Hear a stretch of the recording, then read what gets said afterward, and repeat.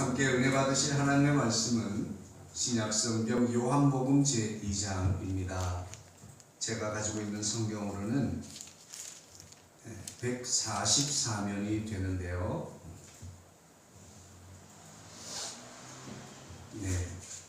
13절로 22절의 말씀을 제가 큰 소리로 받들어 읽겠습니다. 유대인의 유월절이 가까운지라 예수께서 예루살렘으로 올라가셨더니 성전 안에서 소와 양과 비둘기 파는 사람들과 돈 바꾸는 사람들이 앉아 있는 것을 보시고 노끈으로 채찍을 만드사 양이나 소를 다 성전에서 내쫓으시고 돈 바꾸는 사람들의 돈을 쏟으시며 상을 엎으시고 비둘기 파는 사람들에게 이르시되 이것을 여기서 가져가라. 내 아버지의 집으로 장사하는 집을 만들지 말라 하시니 제자들이 성경 말씀에 주의 전을 사모하는 열심히 나를 삼키리라 한 것을 기억하더라. 이에 유대인들이 대답하여 예수께 말하기를 네가 이런 일을 행하니 무슨 표적을 우리에게 보이겠느냐. 예수께서 대답하여 이르시되 너희가 이 성전을 헐라 내가 사흘 동안에 일으키리라. 유대인들이 이르되 이 성전은 46년 동안의 지었건을 네가 3일 동안에 일으키겠느냐 하더라. 그러나 예수는 성전된 자기 육체를 가리켜 말씀하신 것이라. 죽은 자 가운데서 살아나신 후에야 제자들이 이 말씀하신 것을 기억하고 성경과 예수께서 하신 말씀을 믿었더라. 아멘. 할렐루야. 주의 사랑으로 한 분 한 분을 사랑하며 축복합니다.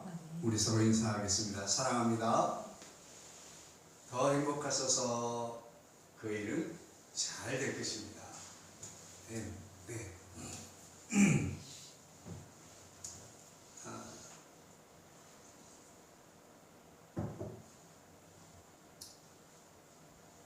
예수님께서 이 땅에 오심으로 이 땅은 국경과 또 시간과 공간을 초월해서 예수 국가, 예수 나라, 예수 교회, 예수 사람으로 이 땅을 하나 되게 하시기를 원하십니다. 잘못하면 통일교가 돼요. 통일이 되는데 그게 아니라 예수님으로 하나 되게 하시기를 원하십니다. 할렐루야. 예수님이 목표이고 예수님이 방법이고 수단이고 예수님이 우리의 목적이요 목표인 줄로 믿습니다. 오늘 본문은 유월절에 대하여 말씀을 시작하고 있습니다. 오늘도 함께 하신 우리 박수기 권사님, 이장선 집사님, 강병숙 권사님 감사합니다. 유대인의 유월절이 가까운지라 그렇게 말씀하고 있습니다. 유대인들에게 유월절은 각별하고 매우 중요합니다. 유월절의 어린 양이라고도 또 유월절 식사, 유월절 제사 이런 여러 가지 유대인들에게 있어서 유월절은 우리가 아는 대로 애굽에서 출애굽한 그날을 기념하는 귀한 아주 뭐라고 할까요? 민족의 해방을 넘어서 하나님의 신적 초월성, 하나님의 하나님됨을 나타내 보여주셔서 이스라엘을 유대인들을 사랑한다고 하는 놀라운 일들을 보여주신 그것들을 영원히 자손들에게 또 세상에 길이 전하고 기억하기 위해서 그 절기를 지킵니다. 그래서 여기 요한이 유대인의 유월절이라 이렇게 기록한 것은 유대인들에게 유대인의 유월절이라고 하는 것은 너무 이상한 이야기죠. 이 말은 이제 이방인으로서 크리스찬이 된 성도가 된 사람들에 대해서 유월절의 이해, 유월절을 알지 못하는 이방인들에게 유대인들이 중요하게 여기는 유월절에라는 그런 뜻입니다. 그래서 예수님의 이 예루살렘을 방문하는 일은 어떤 이는 유월절을 지키기 위해서 올라갔다, 뭐 이런 이도 있고요. 또 어떤 분은 얼마나 예수님의 그 이 동적인 사역, 활발하게 여기저기를 다니시는 사역에 대해서 그렇게 다니다가 보니까 예루살렘을 가게 됐다라고 말씀하는 분들이 있습니다. 저는 어쨌거나 사역을 하신다면 기왕이면 사람이 많은 곳으로 가시지 않겠어요?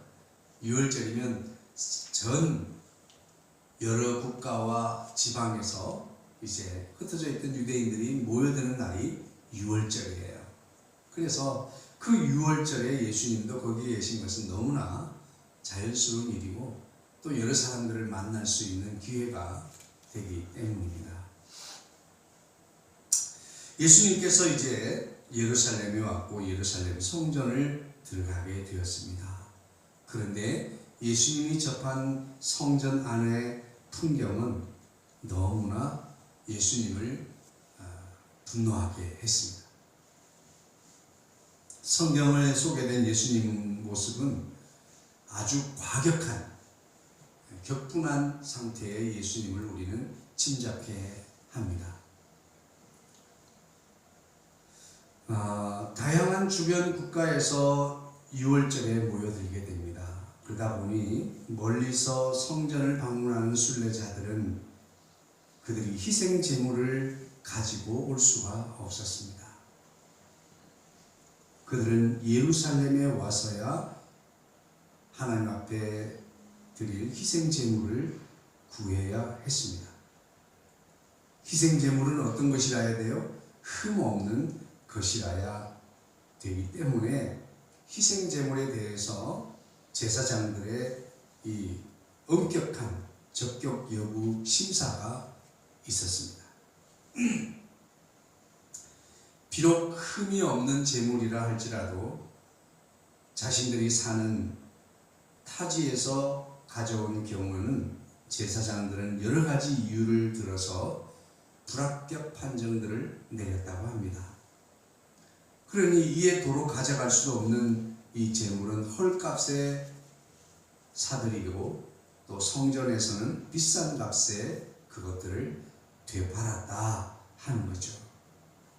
결국 성전에서 파는 제물은 불합격받을 우려가 없었기 때문에 6월절에 예루살렘을 찾아오는 성전을 찾아오는 사람들에게는 현지의 구입을 선호하게 되었습니다.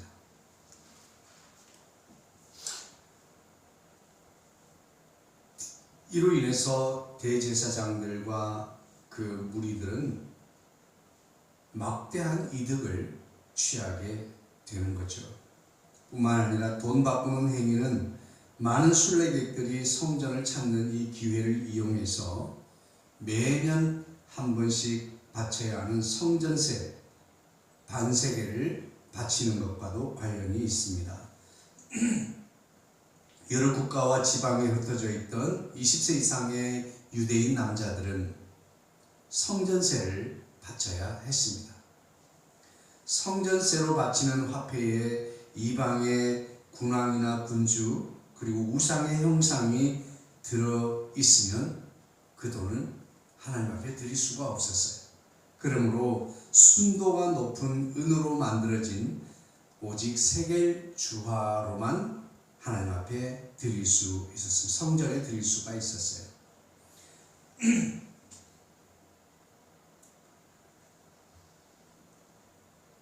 오늘날 교회세를 받으면 아마 다 도망갈 거예요.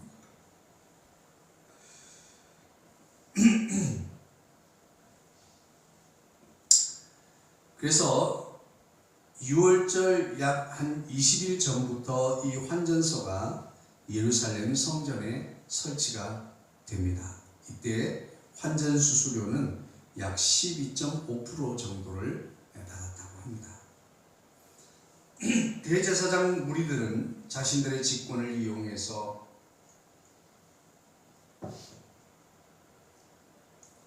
이러한 일들에 직간접적으로 관여하고 큰 이익을 얻을 수 있게 된 거죠. 당시 제사장들은 큰 부를 누렸고 이렇게 모은 돈은 자신들의 권력을 유지하는 데 사용되었다고 합니다. 그러다 보니 예수님이 당시 성전 안에 들어갔을 때는 거룩한 하나님의 집이라고는 상상도 할 수 없는 소란함으로 가득했습니다. 아마도 성전 안에, 성소 안에는 아닐 거라고 생각해요. 성전은 성소를 본떤 그런 이 건물이 있고, 그리고 바깥 뜰이라고 하는 마당이 있습니다. 이방인의 뜰이라고도 하죠. 그 마당이 있는데 아마도 이 마당에서 이런 일들이 벌어졌을 거예요. 그러나 성경에서는 이 마당조차도 성전이라고 했어요. 그런데 성전을 들어가는 그 이 마당 뜰에서 그야말로 장터가 되어버린 소란함, 분주함, 시끄러움, 이런 여러 가지 상황들이 예수님의 눈에 목격이 된 것입니다. 여기서 예수님께서 보다라고 하는 말씀이 나옵니다. 14절에 성전 안에서 사람들이, 물건 파는 사람들이 앉아있는 것을 보시고, 여기서 사용된 보시고라고 하는 말은 휴렌이라고 하는 단어인데, 그 외에도 보다라고 하는 이 단어는 블레밀 에이돈이라고 하는 두 단어가 더 있어요. 일반적으로 보다는 건데 여기서 휴렌이라고 보다라고 사용된 이 단어는 집요하게 찾거나 또 분석해서 찾아내는 그런 그 보다가 아니라 우연히 보게 된 것, 보려고 하지 않아도 보이는 것, 이것을 휴렌이라고 해요. 휴렌이라고 합니다. 그래서 예수님은 성전을 들어가자마자 그냥 그게 눈에 한눈에 들어오게 되었다라고 하는 거죠. 장사터로 전락을 했습니다. 성전의 존재의 이유와 목적이 전이된 현장을 목격하게 된 것입니다. 거룩함이 소란함으로 하나님의 집이 장사터로 바뀌게 된 것입니다. 분노한 예수님은 과격한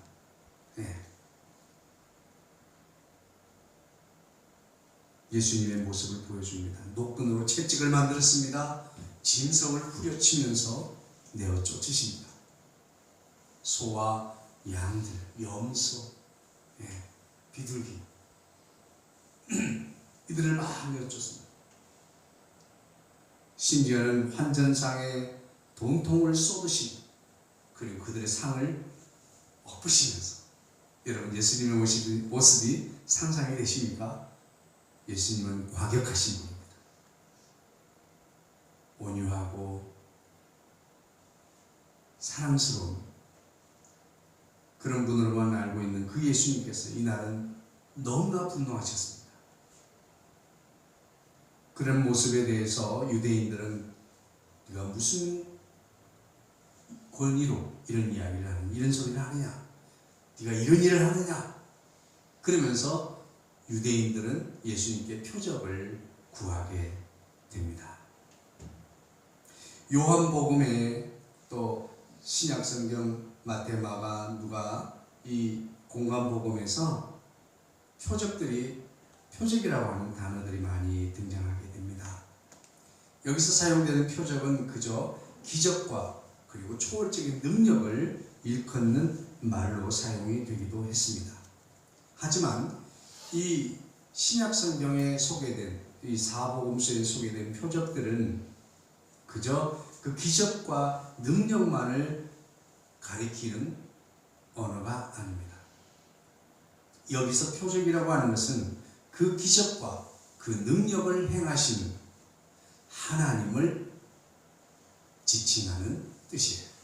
표적을 구한다고 하는 것은 네가 무슨 권위로 네가 하나님의 사람이냐 이런 것을 말하는 거예요. 그러면서 어떤 표적을 보여줄 거냐, 하나님의 사람으로서 하나님께로부터 온 자로서 행하는 능력을 어떤 걸 보여줄 거냐라고 말하고 있는 것입니다. 예수님은 표적을 구하는 유대인들에게 이렇게 말씀하셨습니다. 내가 너희들에게 보여줄 표적은 요나의 표적밖에 없다. 기억하세요? 네. 하나님 앞에 불순종하고 도망갔다가 억지로 순종했던 그 요나가 물고기 뱃속에서 3일 만에 다시 나와서 순종하게 되는. 그래서 예수님께서도 죽은 지 3일 만에 다시 살아나셔야 될 것이라고 하는 부활에 대한 이야기를 제자들에게 하게 되죠. 오늘 예수님께서 그렇게 말합니다. 무슨 표적을 보이겠느냐고 말하니까 이 성전을 헐어라. 내가 그러면 3일 만에 다시 일으키리라. 46년간 지은 이 성전을 3일 만에 다시 일으킨다고? 그게 말이 되는 소리냐? 이렇게 이야기합니다. 사람에게는 말이 안 되는 이야기지만 하나님께는 말이 안 되는 이야기는 없습니다. 하나님께서 하시겠다고 하면 하시는 거예요. 그런데 예수님께서는 여기에서 말하는 이 성전을 헐어라, 성전을 헐면 내가 3일 만에 다시 일으키리라고 하는 이 말씀은 바로 당신, 내 몸, 예수 그리스도의 몸, 그분이 너희가 나를 죽여라, 십자가에서 죽이면 나는 3일 만에 다시 살아날 것이다 라고 하는 예수님 당신에 대한 이야기였습니다. 여기에서 우리는 조금 생각해 보아야 할 것은 오늘 예수님께서 성전과 당신의 몸을 대입하고 있다고 하는 사실입니다. 자, 여기에서 오늘 예수님의 십자가 사건은 예루살렘에 있던 하나님의 성전과 예수님의 몸이 교차하는 지점이 바로 십자가입니다. 십자가를 기준으로 성전에서 예배하던 하나님의 백성들이 이제 우리는 십자가 사건이 이 성전과 교차하면서 이제는 이 성전 안에서 예배하는 것이 아니라 예수 안에서 예배하는 시대로 전이가 된 것입니다. 할렐루야. 그것을 믿으십니까? 네. 이제는 성전 안에서 제사하고 성전 안에서 예배하는 이것이 중요하게 여기던 그 시대로부터 이제는 우리는 예수 시대로 바뀌어지게 된 것입니다. 그래서 성전 안에서 행하는 희생 제사, 제물을 드리고 성전세를 헌금을 드리고 봉사하고 희생하는 성전 안에서 일어나던 것이 중요한 시절이 있었습니다. 아마도 우리 한국교회 초기 교회 모델은 이 성전이 아니었을까 생각해요. 그래서 성전 안에서 봉사하고 성전 안에서 일하고 성전 안에서 희생하고 성전 안에서 드리고 하는 이 예루살렘 교회에 찾아오셨던 당시에 예수님께서 보셨던 그 성전과 우리 한국교회의 모습이 얼마나 다른지 우리가 생각해 보아야 할 것 같습니다. 오늘 한국교회는 여전히 예루살렘 성전에 찾아가셔서 예수님이 목도하셨던 그 교회, 그 성전이 바로 오늘날 한국교회의 모습이 아닐까 그 성전에서는 장사치들이 장사를 하고 있습니다. 서비스라고 하는 그것을 통해서 교회 안에 그런 일들이 성전 안에서 벌어지게 된 것입니다. 이제는 성전 안에가 중요한 것이 아니라 이제는 예수 안에 있음이 중요한 시대로 전환되었습니다. 예수님의 그 기준은 예수님의 십자가입니다. 예수님은 성전과 예수님의 몸을 대입하면서 성전을 헐어라 3일 만에 일으키겠다고 하는 말씀은 예수님의 성전인 예수님의 몸을 헐면 성전인 예수님의 몸을 3일 만에 일으키겠다고 하시는 바로 그 말씀이죠. 이 말씀이 이제는 십자가를 통하여 성전 안에서의 예배 시대에서 이제는 예수 안의 예배 시대로 바뀌게 된 것입니다. 그래서 이제는 예수님 안에 있는 것이 무엇보다 중요합니다. 우리는 이제 이 교회 안에 있음으로 만족할 수 없는 시대를 살고 있습니다. 우리는 어디에 있든지 진정한 교회, 완전한 교회에 있신 예수 안에 그곳에 있어야 합니다. 할렐루야. 아멘. 예수 성전은 어떻게 이루어집니까? 예수 성전의 완성은 부활입니다. 길이요 진리요 생명이신 예수님께서 이제는 공간으로서의 장소가 아닌 예수님으로 모든 것은 완성되게 됩니다. 성전에서 완전한 성전으로, 교회에서 완전한 교회로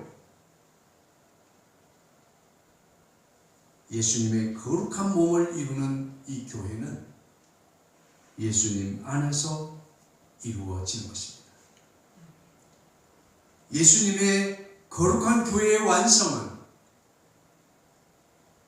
성전인 예수님의 몸을 허는 십자가로부터 시작합니다.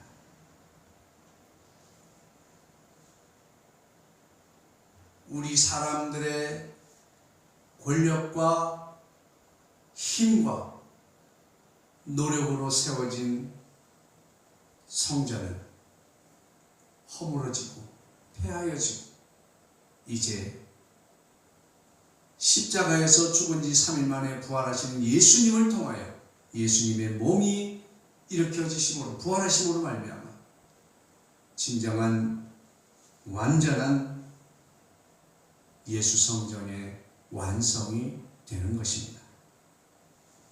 오늘 저와 여러분, 우리가 예배하는 곳이 각기 처한 처소이거나 또 이렇게 현장에 나와서 예배하는 저와 여러분, 우리가 어디에 있든지 우리가 있던 그곳은 교회도 아니고 성전도 아닙니다. 그러나 오늘 우리가 길이요 진리요 생명이신 예수님을 통하여 예수님과 함께 예수님으로 말미암아 되어지는 모든 예배는 예수 성전 안에서 이루어지는 거룩한 예배가 되어질 줄로 믿습니다. 아멘. 자, 오늘 우리는 오늘 현재 주님께서 이 시간 이곳에 우리 가운데 함께 하십니다. 우리가 예배하는 자리자리마다 주의 영이 함께 계십니다. 아멘. 그 주님께서 보시기에 우리 교회는 과연 어떤 교회일까요? 예배의 형식만 남아있는 교회일까요? 예배의 모양만 갖춰진 교회일까요? 사람들만 모여 웅성거리는 교회일까요? 참된 교회, 그 교회는 예수님으로 완성되는 교회입니다. 자, 우리 교회는 참된 교회, 그리스도의 몸인 예수님이 성전되는 그 교회가 되기를 주의 이름으로 축복합니다. 오늘 주님께서는 오늘 본문을 통해서 우리에게 말씀하시는 것이 무엇입니까? 이제는 어디에 있는가가 중요했던 장소와 공간적인 중요성이 아니라 이제는 장소와 공간의 구분이 아니라 어디에서든지 우리가 예수 안에 있느냐 예수 안에 있지 못하느냐의 중요성에 대해서 말씀하고 있습니다. 우리가 가정에 있든지 직장에 있든지 어디에 있든지 그곳에서 예수 안에 있게 되기를 주의 이름으로 축복합니다. 할렐루야. 오늘 우리가 참된 교회, 예수님으로 완성되는 진정한 교회로서의 우리 검단 사랑의 교회가 되도록 하기 위해서 우리 한 사람 한 사람이 그리스도의 지체로서의 교회로 온전히 세워지기 위해서 오늘 우리가 기억해야 될 세 가지가 있습니다. 첫 번째는 따라해 봅시다. 생산성은 불신앙이다. 그렇습니다. 이 생산성은 합리성에 기반합니다. 어찌 보면 그 멀리서부터 그 먼지를 일으키며 그 먹이를 주며 그 생명체를 끌고 온다는 그것이 얼마나 비생산적입니까? 얼마나 힘들고 어렵겠습니까?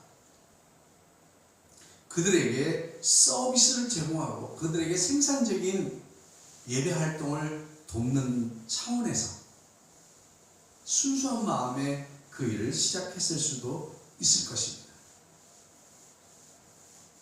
그러나 합리성에 기반한 이 생산성은 결국에는 하나님 앞에 우리 거룩한 직분을 지키게 하고 또 돈도 벌고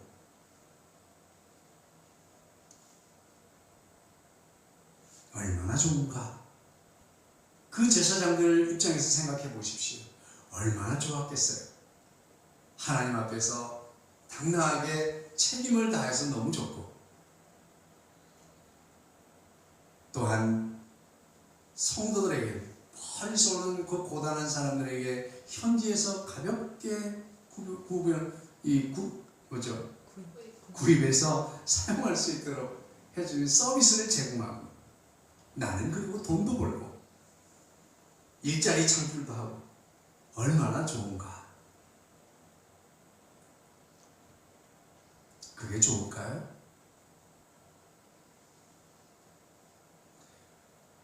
우리가 예수님의 사역, 예수님의 희생, 예수님의 헌신을 보면 거기서는 생산성을 찾아볼 수 없습니다.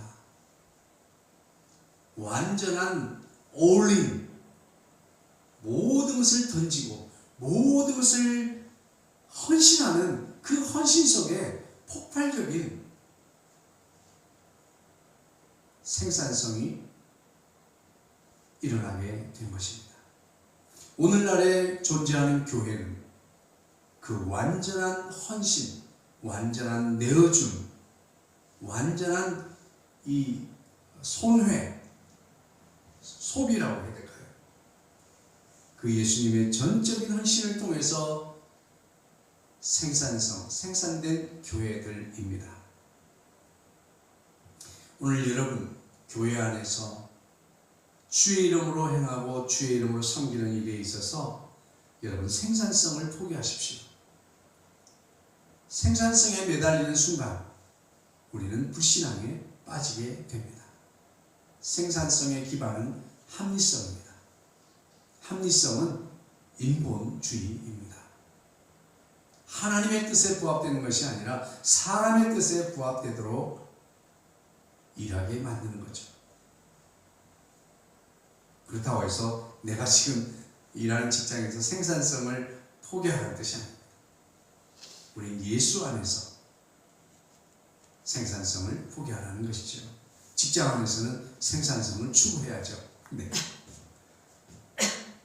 두 번째입니다. 참된 교회, 예수님으로 완성되는 완전한 교회 그리고 지체, 되기 위해서 우리가 기억해야 될 두 번째는 이제는 형식의 교회에서 예수 몸의 공동체로 나아가야 합니다. 형식의 교회에서 예수 몸의 공동체로. 할렐루야. 이제 우리 한 사람 한 사람은 예수님으로 연결된 예수님의 몸입니다. 그러니까 다르게 말하면 우리 모두가 100명이 모여 있어도 우리가 하나 되게 하는 예수님이 안 계시면 그것은 교회도 아니고 예수님의 몸도 아닙니다. 우리 몸에 있는 뼈들이 잘 붙어 있고 움직이게 하는 것은 이 뼈를 이루고 있는 것들, 뼈를 붙들고 있는 근육 때문입니다. 오늘 예수님은 우리로 하여금 예수의 형상을 이루게 하고 예수 사람이 되게 하고 하늘나라 백성 하나님의 자녀가 되게 하는 진정한 교회의 몸을 이루게 하는 근거가 되는 그것이 바로 예수 그리스도입니다. 오늘 저와 여러분이 형식이 어떻습니까? 모양이 어떻으면 어떻습니까? 이제는 형식주의 교회를 타파하고 이제는 예수 몸의 공동체로 나아가야 하는 시대를 맞이하고 있습니다. 이미 예수님 당시에 그 시대는 왔습니다. 여러분 이렇게 온라인으로 예배하는 것 형식이 뭐가 중요합니까? 방법이 뭐가 중요합니까? 공간이 뭐가 중요합니까? 무엇보다 중요한 것이 무엇입니까? 내가 예수 그리스도의 몸을 이루고 있는 진정한 교회 공동체인가, 교회인가, 교회 지체인가 하는 거죠. 오늘 참된 교회, 예수님으로 완성되는 성전, 그 교회를 이루기 위한 우리의 기억해야 될 세 가지. 첫 번째는 생산성을 불신합니다. 두 번째, 이제는 형식의 교회에서 예수 몸의 공동체로 나아가야 합니다. 마지막입니다. 성전의 완성은 부활 신앙으로 완성됩니다. 오늘 우리는 예수님의 부활은 예수님의 십자가를 전제합니다. 부활만 존재할 수 없습니다. 항상 부활에는 십자가가 있고 그리고 죽음이 있고 부활이 있는 거예요. 우리는 늘 부활 신앙을 가진다고 할 때에 십자가와 이 죽음의 단계를 늘 생각하지 않고 건너뛰는 경향이 있습니다. 여러분, 예수 몸을 이루는 완전한 교회, 완전한 성전 이루는 그것은 예수 그리스도의 부활입니다. 할렐루야. 그래서 진정한 교회는 초대교회로부터 시작이 되었다고 볼 수 있습니다. 예수님의 부활 사건으로 교회는 시작되었습니다. 오늘 저와 여러분,